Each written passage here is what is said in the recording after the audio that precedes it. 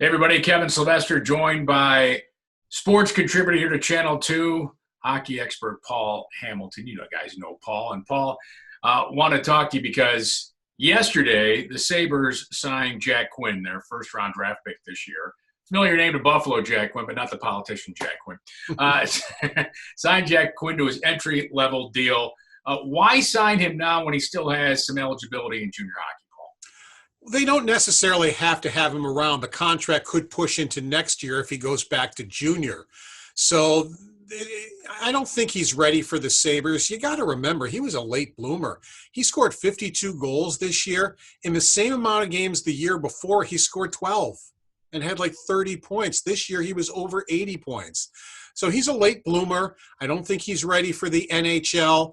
So it's a situation where, okay, you sign him to the contract, and then you try to find options what to do with him after that. But I doubt it would be the NHL. And right now, he is in the World Junior camp. It's a tryout camp in Canada. He's trying to become a player to be on Team Canada for the World Junior. Should he make that, he would not be back until after the NHL season supposedly starts. Gary Bettman wants to start January 1st. Whether that happens or not remains to be seen. There's no official date.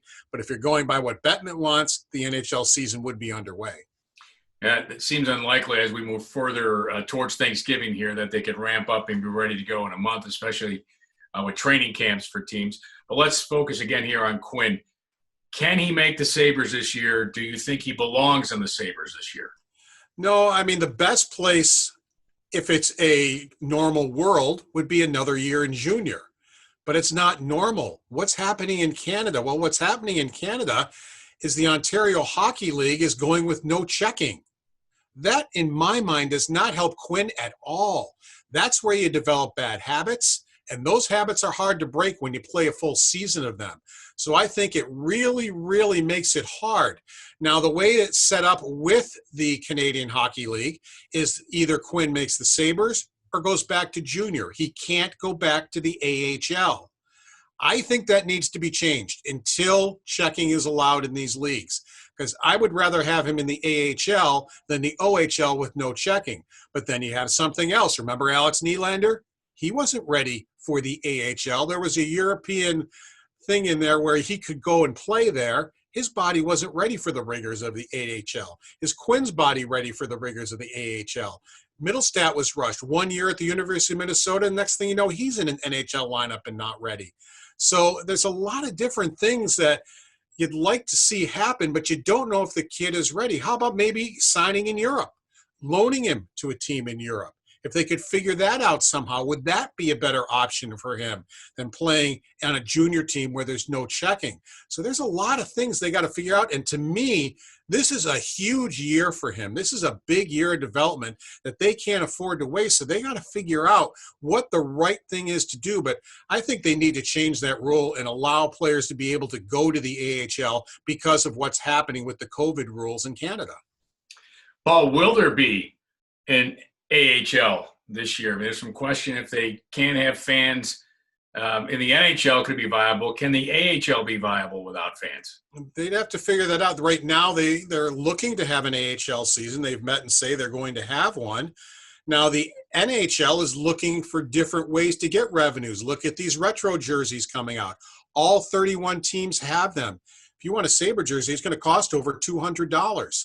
You know as well as I do, those jerseys, you can't keep them in stock when they come out. So that's going to be a good revenue boost for teams that aren't getting revenues right now.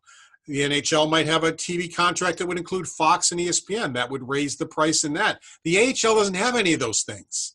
So they would have to find marketing ways to be able to put a product on the ice. But as of right now, they say they're going to have a season. But as you well know, things change rapidly with COVID. Yeah, that slug jersey above my shoulder on Miller there probably wouldn't sell right now. Yeah, I'm not a big fan of the slug jersey. But real quick on the jerseys, I like the color scheme. I wish the buffalo head would have been on the chest. I'm more of a fan of that than I was with the puck and two sabers.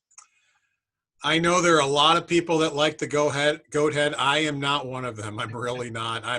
I would rather have what they have on now than the goat head. I'm not saying what they have on now is great, But if you're not going to use the regular Sabre crest, I think of all of them that have been on, I think I would take this second. The go ahead on the shoulder, I'm not even a big fan of there, but you got to, I guess, supposedly honor it somehow, because look at how well they did when they wore the goat head. And that's what a lot of people say. They had a lot of success in the Briere era and Drury and Miller when they were wearing the goat head jerseys. And for some people, that's what they remember. I mean, they haven't been in the playoffs in so long. It was like the Bills went 17 years without the playoffs, and there was a whole group of fans that had no idea what playoff football was like. And we're going to start to get there now with the Sabres going, 9 years going on 10. Yeah, a lot of people forget that the Briere Drury years, really early on, particularly 05, 06, that was red and black. That was goat head. That was not blue and gold. They went to that the following year with the slug. All right, Paul, just kind of wrap it up there where you talk about the options for Quinn and the AHL maybe not being there, not an option for him, and junior where, hey, the OHL may not have checking. So under those scenarios, would it benefit the Sabres for development reasons to keep him on their active roster where he can practice NHL practice, have checking, and spot him in the lineup here and there? I hate to say it, but that might be a better option than sending him to junior to develop bad habits. He may not be ready for the NHL. Maybe with practice you can get him there. That might be a wasted year for practice, but at least you're going to find out what the NHL is all about. A little bit. COVID's going to change things, but you're still going to find out what it's going to be all about in there.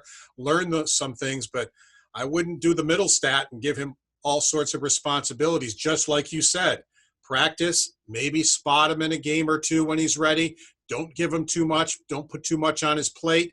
That might be the best option. The no checking in the OHL, to me, is almost a non-starter. I'm thinking if they could work something out with a loan to a European club, that may be the best route. Well, the good news is Ralph Kruger may know a few folks in Europe.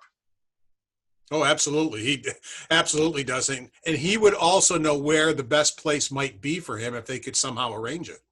All right, Paul Hamilton, thanks for your insights. You can read Paul's work at WGRZ.com. Our hockey contributor, Paul Hamilton, right here on WGRZ.